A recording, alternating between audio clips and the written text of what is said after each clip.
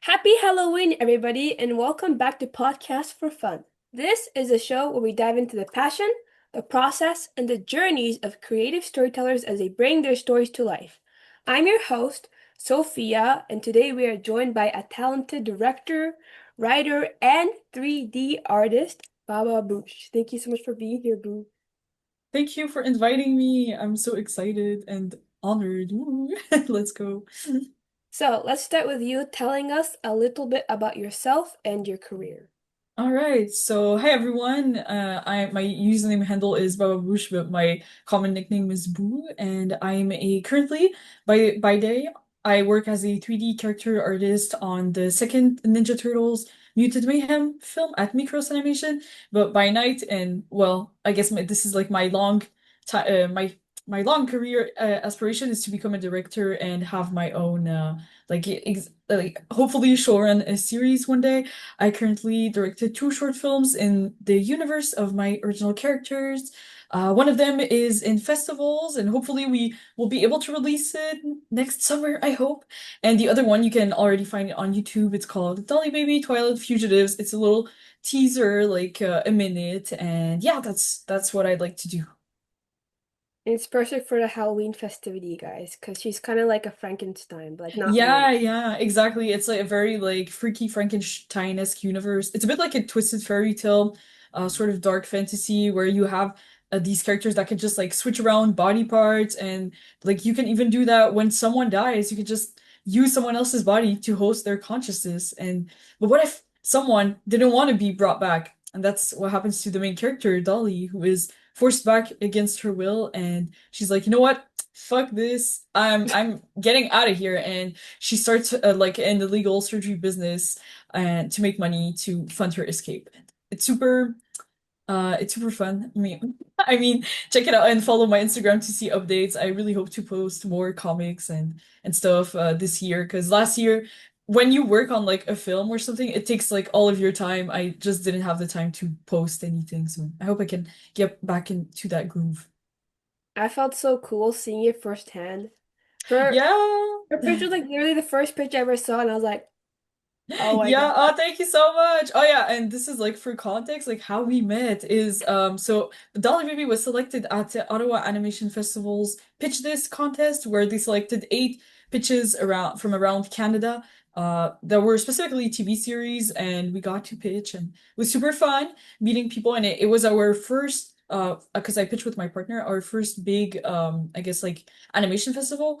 Earlier this year I went to Annecy, but I didn't. It was after our deadline for the film, so I didn't submit anything. But I was more there to like be in the background and test the waters and see how everything gets done. And so Ottawa was very fun because it was our first time actually like being part of the big guys. I don't know, but yeah, And then there I was also pitching my stuff, but not in. yeah. I love seeing your stuff too. I really hope I can see more. Same. It's so fun. I love like this is like now that I'm back at work, I really miss that atmosphere of being surrounded by creators, like not just artists, but also people that aspire to like create their own things. And it's really hard because sometimes like when you talk to people like after the festival now, sometimes I talk to people and it feels like they think I'm a delulu, which is like I mean a little bit, but I feel like everyone who made it was once a Delulu, so that's how it be. Exactly. Yeah, Oh yeah. my God. One time I had a friend tell me, like, literally fit in my face, like, your dreams are never gonna come true. You should probably give up. And I was like, oh my Nah, nah. I feel like that's it's just and it's always the same when the people that make fun of you will always be the ones that like will never try in that sense. Like it's never going to be someone who is like everyone who is more experienced will try to encourage you and try to nudge you into the right directions. They might give you harsh feedback, but they will never tell you straight up like you're never going to make it. They might tell you like, oh, it's going to be in this current state of the industry, it won't be that easy and you're going to have to do this and this and you're going to have to change this and like you might not, it might take like years, but they will never like deter you completely and tell you like you're a flop and it's never gonna happen. Because them too, they were once upon a time like in that same position. And if I can give like a little inspiring story, well, one of Mhm. my I don't he's not a very popular filmmaker with English speakers, but with French speakers, his name is Michel Oslo.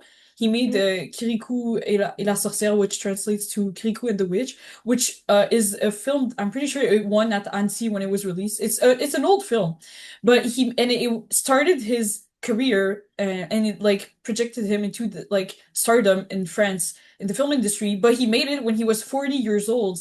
And all his life before that, he was considered like a flawed filmmaker. And it's only when he made Kirikou that he became like, he made it. And like, I watched his interview and I was like so impressed and surprised because I feel like there's something that's even more impressive when they make it later in life. It's like they never stop trying. And he told like the interviewer about all the other films that he had worked on that didn't like attain that much fame, but he kept going at it. And at the end, like now he's like a household name in France or in every like French speaking country. Everybody knows his stuff. Like I grew on his stuff, and every like French speaking person loves his films. And I just think that's like a really admirable person to look up to. Yeah.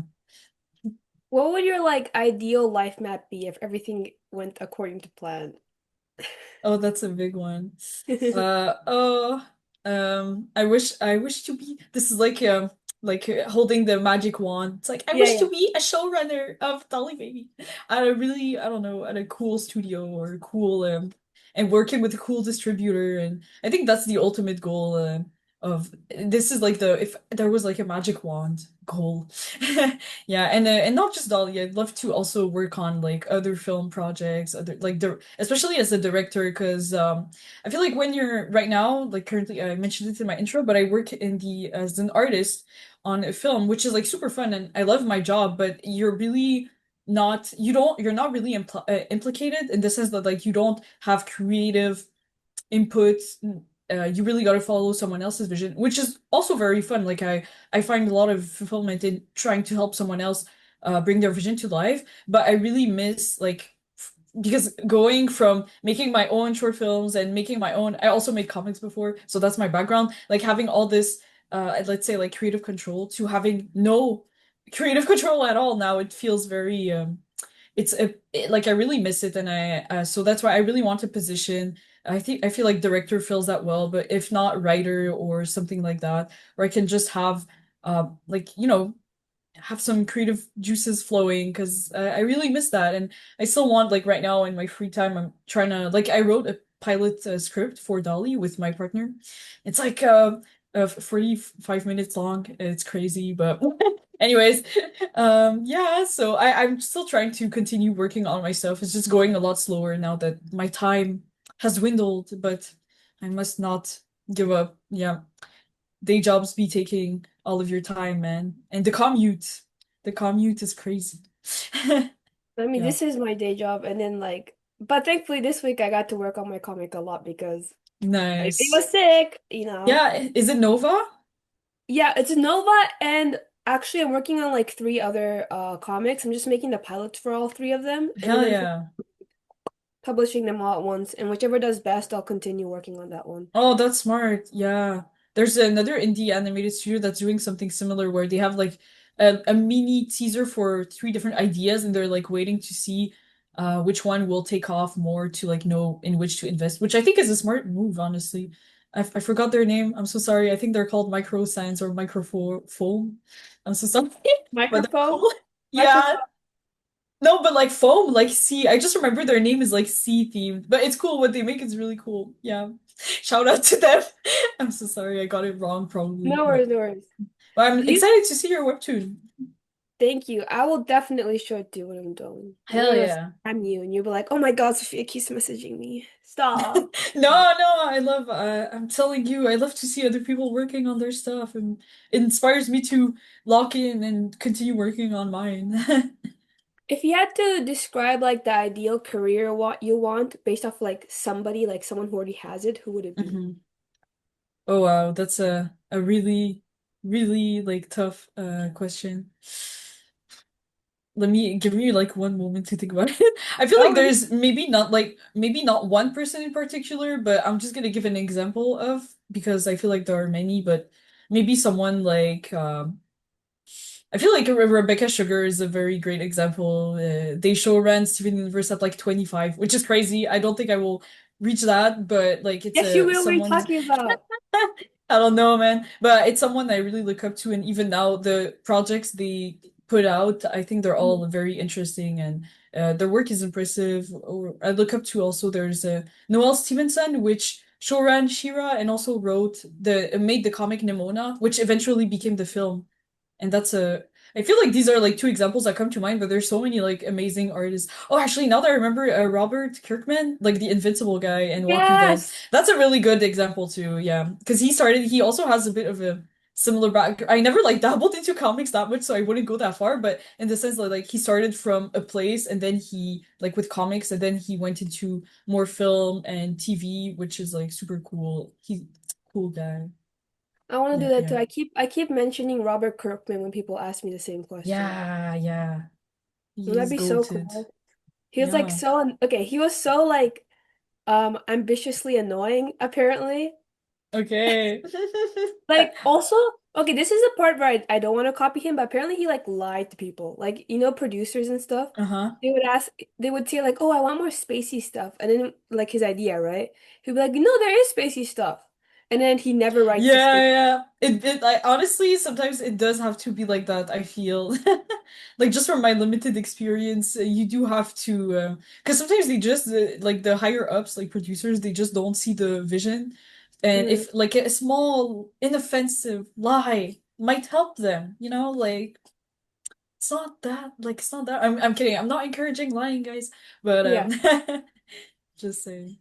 Do you feel like you're a perfectionist when it comes to being a director, or being a director makes you, make a lot of compromises, I guess? Yes, definitely. Well, I do believe something that I like discovered as I kind of like started working with my projects and with like a bigger team, because the latest Dolly short it was like a team of So cool, almost by the way. like yeah, if we put even the voice actors, it was like almost 20 people that you have to coordinate as a like a maestro. How do you call the guy that like the orchestra chef Yeah, guy? I know what you're talking Anyways, about.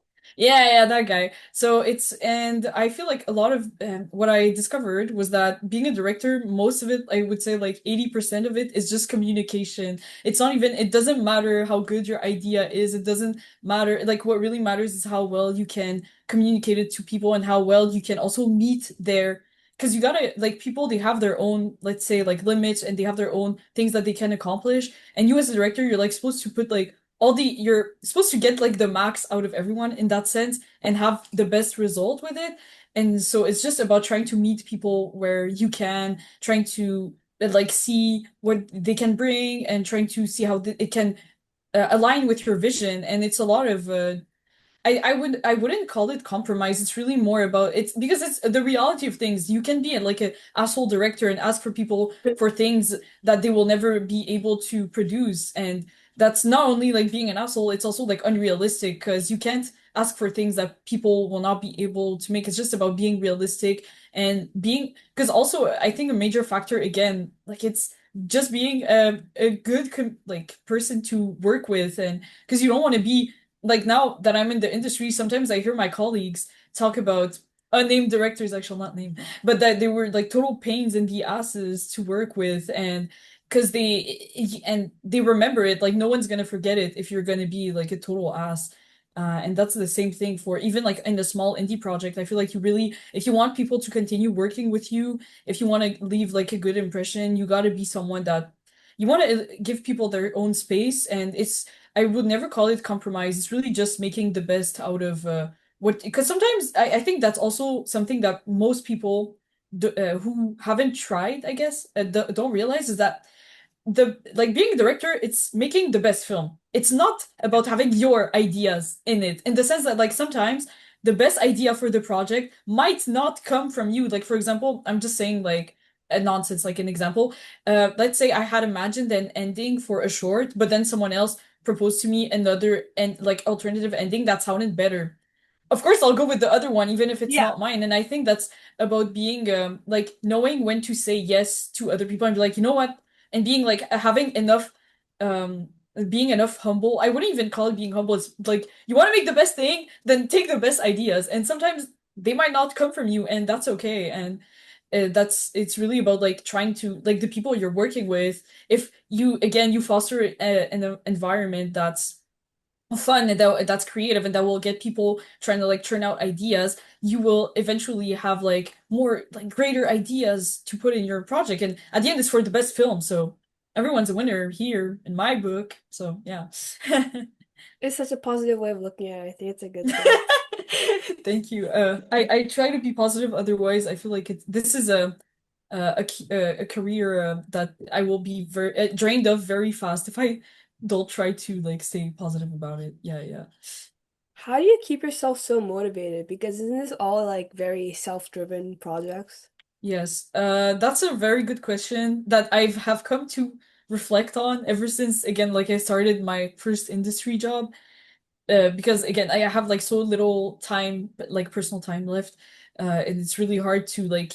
I find myself like coming back home at like 7 p.m. and being like, oh, the day is already over. What can I even do? And it's so easy to just like go to bed and or bed rot and not do anything about it. But I feel like something that motivates me is again, when we were talking earlier about like people we look up to, and I mentioned the like Michel Oslo who made it when he was 40, and it makes me so I like right now I think I admire people that keep going at it despite everything so much, and that's what motivates me. I'm like, if I put 1 hour every day at the like, and if I just like keep going at it, it's gonna make a movie at the end. Like it might take, because sometimes I also like I spiral and I'm like, no, it's gonna take like 5 years to make my next film. I'm just saying stuff, but in the sense that it's so easy to like go on a spiral and give up, but like time is gonna pass anyways. Make your film, and you just gotta put in a bit of work every day. And I think you like other people are also like passionate about it in the sense that like if you have friends that just want to do concept art or do character design or model stuff for you, animate, like rope them in, and it fosters. I think that's another thing that keeps me really motivated is just being surrounded by people that are also just as equally driven, and they don't have to be driven in the same like let's say job, I don't know how I would call it, like specialization as I am, but just Yeah. if someone's like really passionate about animation and they're like, oh, I really want to animate an emotional scene. I'm like, oh, dude, I want to write an emotional scene now so you can animate it because I believe in your skills too. And I think that's a really, like, this dynamic is also very motivating. So, yeah, I don't wish I give had up. that. The closest thing I have that is you, and you're like far away. Ah, Oh, come to Montreal. I want to come to Vancouver for real, for real. Mm. Did you always know that you were going to want to become a film director or like I guess series runner, showrunner? I always had because again, even before I went into this, like I went into art school. So I always used to work on my own projects like comics, and I even participated in a comic contest here in Quebec where my manga one shot got published, and I wish I could show it, but for some reason it's not in my library. But anyways, so no, I didn't always know that I wanted to do film exactly, and for a while I kind of thought that I would be content just being a character designer or something like that because that's growing up I just liked drawing and I was like, oh, if I could be a concept artist that would be cool. Mhm. But I find like so much fulfillment just working on my own stories, whether comics, and then when I went to art school, I was and we had the opportunity to do a short film. I found it like so amazing to direct it and to have like it's such a fun like job, and I was like, oh my God, this finally I have a reason to live. Well, that sounds a bit like exaggerated, but it did make me realize that I enjoyed a lot of things that go into directing or like managing. I would say like having it's a position. I say directing, but any position that has like an overview of an artistic project where is something that interests me. So it can be something else, like I don't know, perhaps a producer is different, but I would say even that, I consider it a potential option for me one day. But I just love being involved. And then I got to do my second short, which was like, oh, it was very tiring and very, like I was quite exhausted all the time and I was always working, but it was very fulfilling. And I miss that. So yeah, I think that made me realize that I really love filmmaking, just the art of telling stories. I feel Like that's what I want to do the most. Be a storyteller. Yeah. And if I don't, if I can't make it through film, which I mean, like cinema is my first love, but if I can't make it through film, well, maybe I'll make more comics. Who knows? Hey, I think you can make, no, I think you can 100% make it. Thank You could. you. I hope I don't so. know. I'm like your biggest fan. I keep watching. I was like, oh my God, this is so Thank cool. And then look you. at my animation, like, oh, but it's okay. It means I have a lot to improve. Yeah, You let it inspire you. Like honestly, even right now at work, I work with like people that are so experienced. They have like 20 years in the industry, and I'm like, I never thought I was a genius, but it made me realize that like, oh my God, there's so much to learn. But in a way, it's like, wow, there's so much to learn. Like I see it as a positive that if I like continue going down this path, one day I'll be as good as them, and I think that's a really motivating thing to think I about. think you are a genius, low key. Low key. Oh, you're so cute, High Sophia. key? You too, you too. No, like, guys, you need to definitely go watch it, like right after. It's Halloween season, guys. It's spooky and exciting and fun and so high quality. Like, it's gonna Thank make your you. brain It's explode. not out yet. The one you're talking about is not available to the public yet. But go watch the first one, the first Yeah, the first little one, the first short. Yeah, one. yeah. The first Dolly one, Baby, Twilight Fugitives. Mhm. exactly. Like, Uh-huh. I watched them both twice. So Slay. one time myself, and then one time I showed it because my family walked by and like, "What were you watching?" And Oh, that's so cool. I think I can show it to Yay. you. I watched it in my living room anyways. So, and I have like a big TV screen and like movie theater speakers because my mom got it for her birthday. So it just sounds really cool and looks really cool. So I Oh, got the thank whole you. movie. I turned the lights off and I was like, oh, That this is makes me like, so happy. Like I love seeing I feel like seeing your work on the big screen is so cool, and it makes me happy when other people tell me they watched it on a big screen, or even like at festivals. I put my I put the film on Letterboxd, and it makes me like so happy to see when people write comments, because it's like, "Oh my God, it exists without me being Mhm. there and like witnessing other people's reactions. People can like, oh my God, it's kind of amazing. I love that. I think that's the beauty of filmmaking. It's just like connecting with people. Like even if someone wrote like, "Oh my God, this sucked so bad," I would still be like, "Oh my God, someone watched it without me being there." I don't know. It's still a Yeah, no, I get connection, it. you know? It's all about connecting with people. Was it hard to get your film in festivals? Yes, it's very, very hard. I cannot lie. And film festivals, there's a few things that I'd like to comment on. First of all, there's a lot of nepotism going on, as in it's not even worth a shot to apply to all the bigger festivals, like especially in the US, all the bigger ones, let's say like Sundance, Cannes, stuff like that, because Mhm. most of the filmmakers are invited. Like it's like, oh, we know you made a new film, so come play your film at our festival.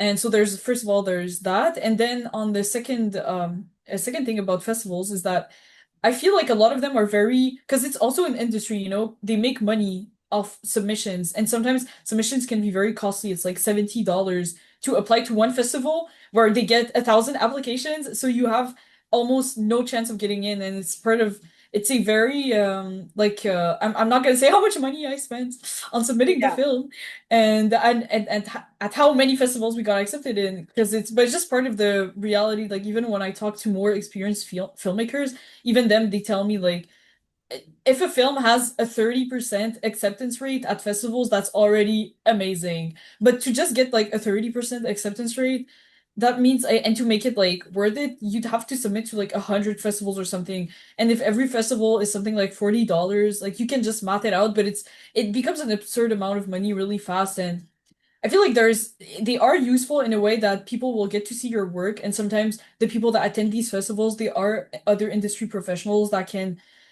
like boost your career, or be like, "Oh, I want to work with this person," which can be like amazing, but Mhm. it's really a gamble, and a lot of festivals they prefer like artsy, experimental stuff. I And that was know. kind of like a reality check moment, because I wouldn't say our film is like super mainstream, but it's definitely more mainstream than what they play. I would say our film is a genre film, so it's like horror, sci-fi-esque. Yeah, but it didn't do well because I even submitted at the Ottawa Festival, like the film itself, and it got Oh, really? rejected. So it's so funny that the pitch that goes with the film got in the like even more competitive competition, which is like just 8 pitches to be selected, but the film itself didn't make it, and that's just because they prefer more experimental things, which is fine, but it's just I think you really need to research a film festival before applying to it. Otherwise, don't make the mistake I made at first when I just applied to a bunch of stuff and I'm bankrupt. I'm kidding, I'm not bankrupt, but No. be responsible, research festivals and try to see like have they ever played films like yours in the past? If not, don't submit there. Yeah. But I feel like that's so interesting because artistic stuff is not definitely not mainstream in like outside of film festivals. Exactly, and I think that's why it's in a way I get like at first I was bitter. I was like, no, all these film festivals are rejecting me. They only want artsy stuff.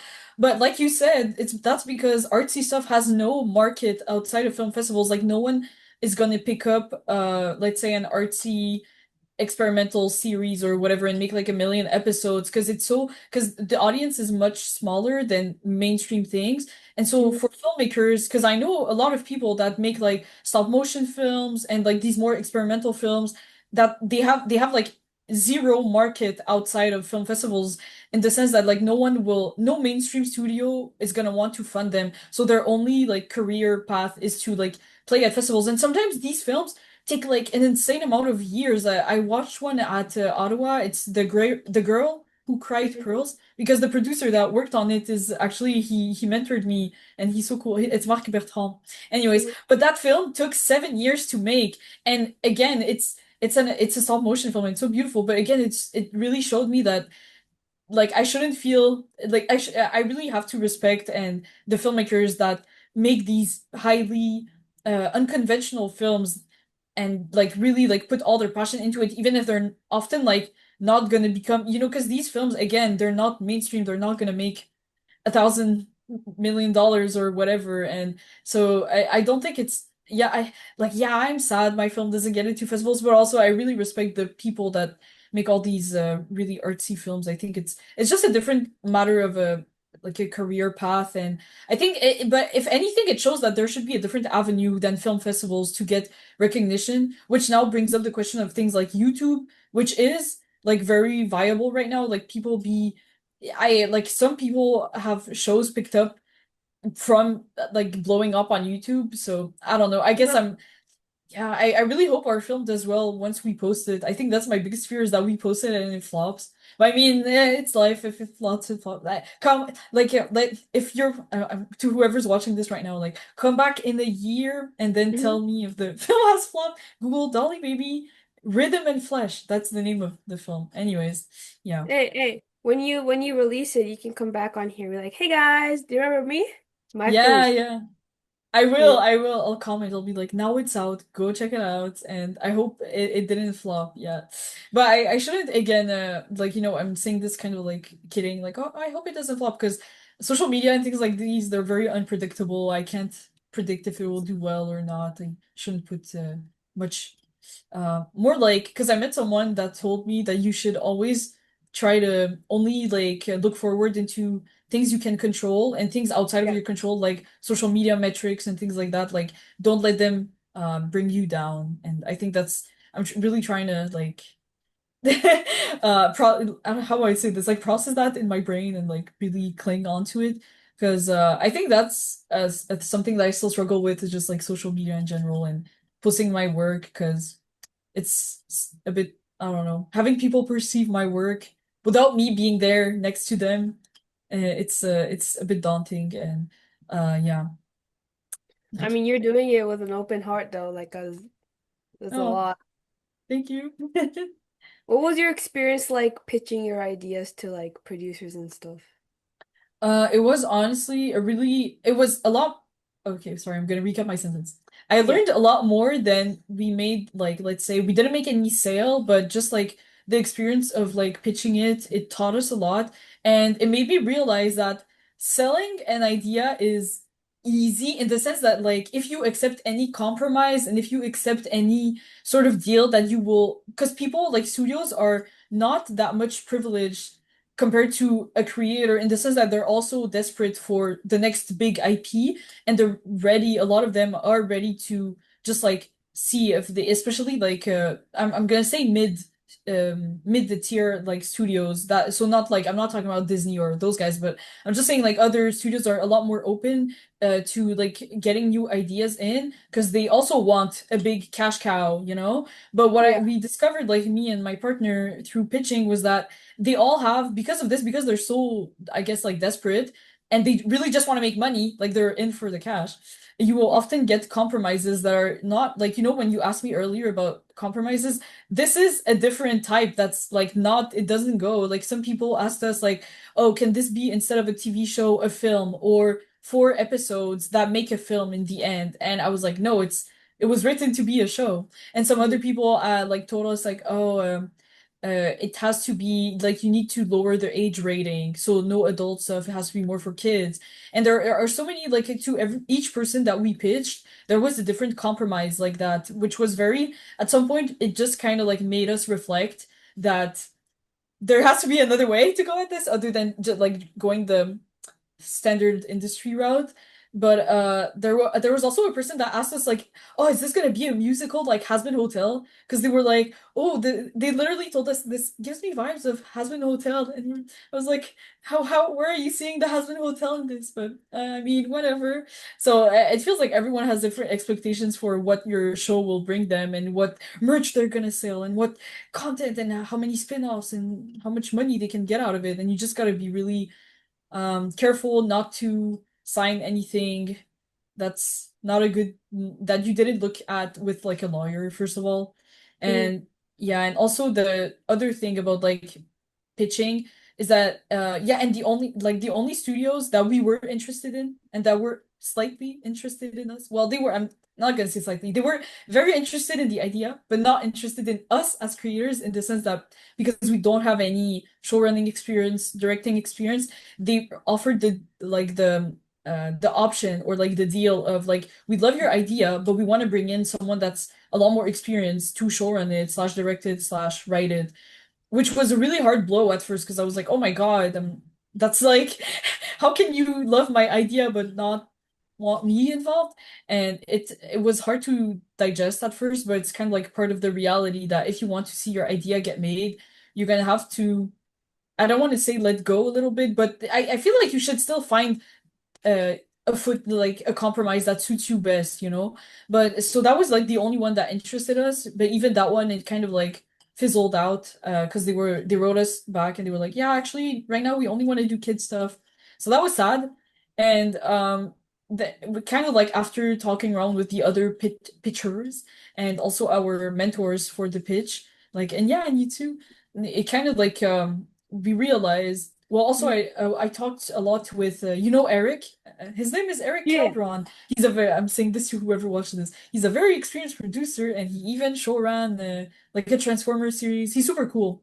But he like told us, and he made a video about it on YouTube. If anyone wants to check out his channel, that's called Surviving Animation, about how it's just like right now getting anything made is impossible in the sense that like getting the financing for original ideas, the broadcasters and distributors, they only want well-established creators and IPs. So it's, you really need to, right now the way to go is really like the indie route, which is just like putting your things online, hoping it blows up, and then maybe eventually like someone will see it and will want to pick it up. Because I feel like it's, and it's such a shame because this business model is like, as someone who does not like social media, it's not fun out here, but I feel like it's unfortunately the new reality where even like experienced creators right now, like you know, there was Eric and there was another woman that gave a talk on pitching. I forgot her Yeah, yeah, name. yeah. Emily Brunch. I'm Yeah, sorry yeah. if I got the family name wrong, but she is also a pretty well established creator as well. She like has written a bunch of shows for television networks, and she's super cool. But even her right now, she's gonna post an animatic for her own like original idea because she's also I imagine struggling to get a studio to pick up original stuff, and I think that's just the unfortunate reality of where we're at. Where if you're not, I don't know, if you don't got a Paw Patrol, no one's gonna pick up your stuff. So yeah. That's so real. That's what I'm trying to do right now with the Yeah, website stuff. yo, it's hard, man. It's hard. I envy so much. We have a friend, again, I'm talking to the viewers, whoever's watching this. We have a friend that's called Valeria, and she Oh has a yeah. webtoon. Yeah, that's called Peanut Soup. Check it out. It's so cool. And Peanut Soup has like, I went back to look and has something like 80K followers on Webtoon, and it has like 5 million views. And that's so cool. And she's also trying to get it made into a TV show. I'm doing promotion. Go check Mhm. it out. Go check it out. But yeah, I'm like, damn. I should have started a webtoon like 5 years ago. What was I doing? But it's not true. I shouldn't think like that. You know, whatever I was doing back at the time was worth it because I'm happy where I am right now, and I'm just gonna see how to move forward in the future. But definitely, I'm like, oh, I need to grow a fandom somehow, which is not like it's a hard thing to even at ANSI actually I met someone who also has like so much more experience than me, and he told me about how he Mhm. pitched to a network and they told him how many like followers does your idea like your project have on social media, and he was like zero. I haven't. He kept it as a secret. He was like, I never told anyone about it, because I want. And then they were like, yeah, well, we look now at fan bases and stuff like that, and that's so ridiculous. So times have changed. Like right now, it's like best to not keep your idea because that was something I kind of did in the past, where it was just like keeping my ideas secret in the sense that like I would rather wait until I have something to show than like just talk about it. But I think like now we're in the age that you should just like put things out and hope that people, even if it's unfinished, so people Mhm. can just like get excited about it. And yeah, we're in different times. Yeah. Ooh, I my have like bangs. four. Your bangs are cutie patootie. Oh, thank I you. don't have You're a bangs. I cute have like cutie. slightly short. I have like slightly short hair right here, and it's like Oh. kind of curtain bangs. But not right now. I straightened it, and I was like, oh, it's really long. Doesn't even look like bangs anymore. So I just got that curly hair that doesn't look curly right now, guys. Don't worry But I about it. You think look people good. watching would know my hair is curly because this is the first video where my hair is uncurly. Woo, you know. Yeah. So do you have any like plans on how to get a fan base or like under the things that you have control over? I think in the things I have control over, well, first of all, I'd like to post all the work in progress, the whips that we did for the film. I think that's a good place to start. Because a lot of people, especially like 3D animation, I feel like people don't know how it's made. And I think just like showing people how we made the film is going to be a first step. And because we have so much content from last year, like the year we made the film, that I have not shared, and now I'm just like regretting. But again, it's so hard to manage a social media and do work at the same time. Yeah. So yeah, I think I really just want to share, and so yeah, share whips, share even like current whips. So right now, maybe snippets of the pilot I'm writing, maybe like new character designs, because there's a few things that change, and I just want to like, I think for me, because I'm gonna be honest, I completely ghosted my social media. I'm not gonna like I'm not gonna hide it. I like so I think I just really want to get back into the groove, share things. If even like one person is interested, I'll be happy. And I also want to host, I think, like community events, sort of like maybe draw this in your style, challenges. Because I always like these are some of the most fun things I see other artists do. So I think like maybe a Dolly draw this in your style would be super fun. But then again, I have to post to like get there. But I think just for me, like step one should just be like posting because I really ghosted. I just disappeared for like longer than a year, and now I'm back and I'm like, hey guys, how's it going here? Yeah. Hey. Yeah. That's what I'm trying to do right now with my podcast too, because I should probably start making reels again because I noticed like the views are Yeah. like it was going really, really up and it's still going up, it's just much slower. And I was like, I kind of want to Yeah. accelerate, you know, Oh 'cause man, reels. Yeah, they're the way to go. Like I see, especially on Instagram, like artists like blow up just from their reels, and I'm just like, I know. it's a pain in the ass, but Oh my God. I can't believe we're all experiencing like the Gen Z brain rot, the Gen Alpha. Like we also need to start making content that's short form. I'm gonna start making Skibidi Toilet Party with Yeah, Dolly like or something. I don't understand the 6-7 thing. What the hell are they Me talking about? neither. Who knows, man? I'm too old. I feel like I'm finally too old. Like some now when I hear some Yes! people talk, I never thought I would get here, but like now sometimes I'm like 6, 7, what is that? And, oh man. But at work then I feel like I'm too young. I tried to explain to my colleagues what La Boo Boo was, and I felt like I was a little baby. Like I was like, you don't know La Boo Boo? And then oh man, it was so bad. Do you like Labubu's? No, because of consumerism and Good, capitalism. good. Yeah. But I the like design itself is low-key cute. But I don't like the product. Like it's terrible for the environment and stuff like that. Yeah. I'll get you a Lafufu, those are like friendly. Yeah. Okay, Boo, I have one final question for you. Mm-hmm. What's one advice you give to the aspiring storytellers watching this right now? Oh, that's a tough one. Okay. Hmm. I think my advice would be it goes with the question you asked earlier of how to stay motivated, is to just like redefine what success means for you based on things that you can control and try to attain these things instead of these external factors that you have zero control on. I can't say, like, for example, for me, I can't say, oh, I want Dolly Baby to get picked up by, I don't know, freaking Netflix. I can't say that because I have no control over that. But what I can say is, I want to write a pilot episode. I want to write a second episode. I want to write a third episode. I want to post on social media. I want to make another short film, which is something I really want. I want to make a third short film that's even longer, 20 minutes. Let's go.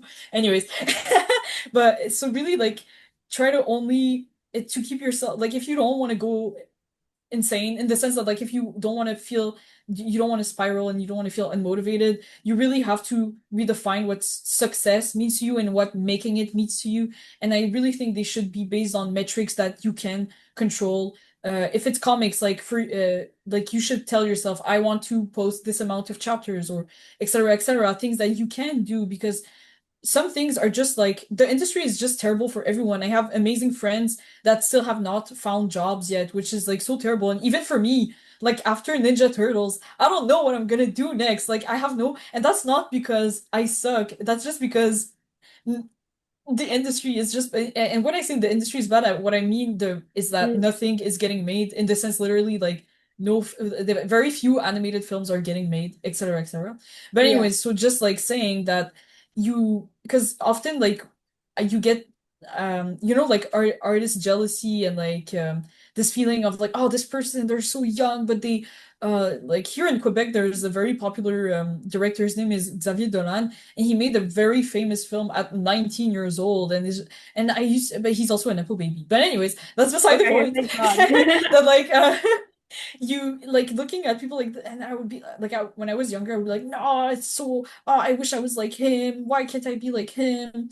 But you really, I think like maybe even for him, I think at some point I saw an interview that he was saying that he was like he felt like there was no point to making his films because no one was watching them, which was crazy because he's very popular here in Quebec. But it kind of like just made me realize that even the people you look up to, they have also ambitions that are even like greater, if that makes sense, that they're also not attaining. And so it's like an infinite cycle where you're just like chasing something and you will never feel happy if you will always like chase external validation in that sense. Like as long as you're gonna be like chasing like, oh, I want this many views and I want this many people to watch my film, or I want this company to like let me direct a film for them, or I want my show to get picked up.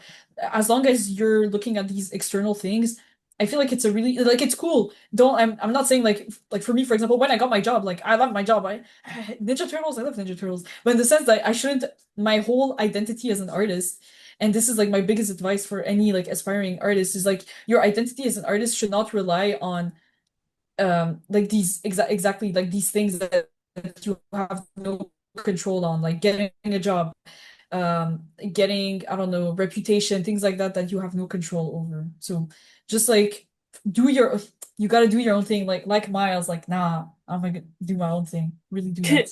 Yeah. Sorry, That's long so, tangent. I hope I answered that well. no, that was beautifully said, guys. No, this Follow is your. funny. I think it's important Uh, to respect, like, be someone that you can respect and not try to, because it's impossible to get other people to, yeah. like, everyone to respect you. It's impossible, you know? Like, I understand, like, Hmm. you want your Yeah, friends to 100%. blah, blah. Yeah. See, if I tried to act like other people, Boo would never like me. Hmm. She'd be like, what the heck is this girl? You know? But I'm, Exactly, be yourself. That's a super important thing too. And even yeah, but you're 100% right. Like just like staying yourself, even like in person. So like not even on social media, but at like these networking events and things like that. Like be yourself because it will people skills and things like that in projects they come and they go and like they can evolve. You can get better, etc., etc. But what's gonna stay consistent is who you are, like your personality. And if you're a cool person now and maybe you don't have the skill set yet, that's okay because people are going to want to work with you. And I feel like that's something that a lot of beginners they don't understand that like you don't there's not just your work, there's also how you present yourself, how you connect with others, and just like trying to speak with people and attending these events. Because I remember that one of the first times I pitched Dolly to a very big company that shall remain unnamed, but here in Montreal, the I made the mistake also. Possibly undiagnosed ADHD. But anyways, I was pitching and my iPad was in front of me and I was just like looking at my because there was my slides, and the guy was sitting next to me and I was just like going through my slides, but I wasn't like really looking at him. And at the end, when I finished pitching, he went like, like you have to look at me, and he was like, you have to you can't he said like making a TV show is something that's going to take like 10 years and we're going to have to work together for 10 years. So I have to, he was like, you're not just selling your pitch, you're selling also yourself. And we need to like, in the sense that like, he was like, you need to connect with me. So like, look at it. And he said it really nicely, by the way. I'm like making it seem like, but in the moment I was like, oh shit, I messed up. But he was so nice and they were super cool. But yeah, so just never forget this human factor that at the end of the day, you're not making your TV show in some like Lulu La La Land where people like your workers will be imaginary. And like your colleague in the sense like your colleagues are not some unicorns and your higher ups are not unicorns either. Like these are all people that you will have to work with, and you have to build genuine connections, be honest, be humble, and say yourself, like she said, be yourself. Gotta be a little delulu though, just a little Yeah, bit. yeah. Being a little Delulu is good. Like I love meeting other Delulu people, and yeah. That's how we connected, guys. We were Yeah, literally both delulu, and I was like, oh my exactly. God, this is gonna be a next Exactly. thing. Literally, oh my Aw. God, I can't. I keep telling everyone how your film, like your story, not film, sorry, show was the first pitch I saw, and I was so bummed, like shell That shocked. makes me so happy, man. That makes me so happy.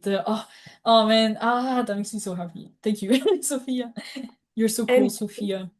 not as cool as you. What the heck? I need to beat you. I'm kidding. No, we're not in a competition. No, We no, need to it's not a rise competition. together. What were we talking about? We need to Be rise yourself. together.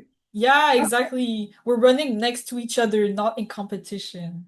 We are exactly. friends, hand in hand, like this, like running, like arms. Like holding hands, Wait, I'm yeah, give thinking. your hand like this. I don't know. On my screen, you're on the other side. Anyways, Oh, but like this? yeah, like, and then we can Yeah! just Okay, exactly. okay. Anyways, where can our awesome listener find your work? Oh, so you can find me at my Instagram handle, Bababoushe. You will find there some updates on Dolly, and there's also on YouTube if you write Dolly Baby Studio, and on Instagram, that's the account for the entire project, well, the TV show. There's one short film that's already out. It's 1 minute. It's like a little teaser, and it's super cute. And we're putting up updates for the second longer film that has voice acting. Yes, they talk, and it's super cool. I love this film so much. And I hope to also in the upcoming weeks post little like reels and comics and stuff, just like again getting back into the groove. So yeah, that's that. And also there's the letterbox. This is not I have no control over letterbox, but if you watched either of the two short films, please log them in because I love seeing what people think. Even if you think it's garbage, like just write this was garbage. I'm just gonna be like, oh my God, someone else watched it, and it's gonna make me happy. Yeah, yeah. Watch it, guys. It's actually so amazing. Like, I'm Thank seriously you. telling Oh, everyone. I'm so excited. I feel like even more than festivals, I'm so excited to just like posting our film online. Oh, this is like the Yes! worst. This is the worst edging of all time. Oh man. I literally like sometimes I go on your profile because people are like, oh, what are you talking about? I'm like, guys, I can't show this film, but I can show this. Yo, I know, Follow I know. Oh, I really want to show it. Anyways, in one year it's gonna be out. And when you're coming back here and you're gonna talk Yeah. about Hopefully not 1 year, hopefully in the summer. So that would be in like half a year maybe. Yeah, that's what I'm planning on. Yeah, yeah. it. I hope Well, so. that's a wrap for today's episode of Podcast for Fun. Thank you so much, Boo, for joining us and sharing Well, your thank you, incredible. Sophia. Thank you. Thank you I'm for so having me. glad This is so cool. This is my first ever online, I don't know, face reveal, whatever you want to call it. I did a face reveal a long time ago, guys. Now I'm just trying to look bougie every time I can, because I like to get bougie. Hell But since yeah. you don't need to dress up for like networking meetings, like I don't have to, but I want to. That's good. No, no, I love that energy. Listen, like it's also part of like your personality again. Be yourself. I love it. And to our listeners, thank you so much for tuning in. If you enjoyed this episode, don't forget to like, subscribe, and share it with fellow storytelling enthusiasts. And if you have any questions or topics you'd like me to explore, you can drop them in the comments or connect with me on any of my social medias at Podcast for Fun. Until next time, keep creating, keep dreaming, enjoy Halloween, and we'll see you on the next episode of Podcast for Fun. Yeah, That's happy it. Halloween, everyone.